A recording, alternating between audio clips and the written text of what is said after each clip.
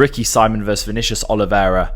I'm going to go with Oliveira. I think he's too dangerous. Ricky Simon, a lot more experience, I think. 20-5, and Oliveira is 20-3. Oh, not that much then. Not that much difference.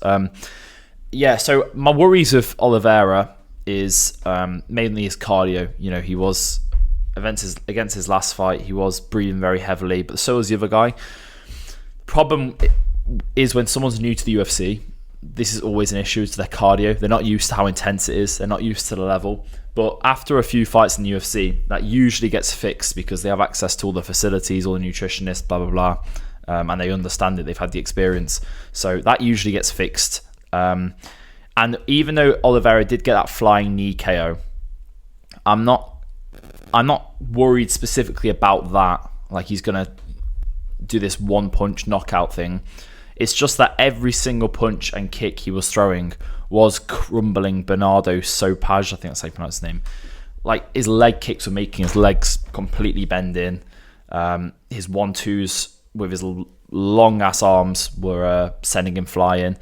And I think that he can deal with everything that Ricky Simon can come at him with. Like Ricky Simon, he's pretty well rounded. He's got nasty takedowns. He's got some pretty good counters. But I think Oliveira can deal with all that and hit him back a lot harder. He can fight his hands. He can maybe lose a round here and there. Ricky Simon trying to tie him up or get a submission. But I think Oliveira will absolutely deal with him completely fine. And then go on to probably later in the rounds when they're both getting tired. We'll just be hitting him a lot harder, getting the leg kicks in. Yeah, so I think I'm pretty confident with Oliveira. I think he's an underdog. Ricky Simon is obviously on is he on a winning streak? He's on a 2-fight losing streak, but not against bad opponents.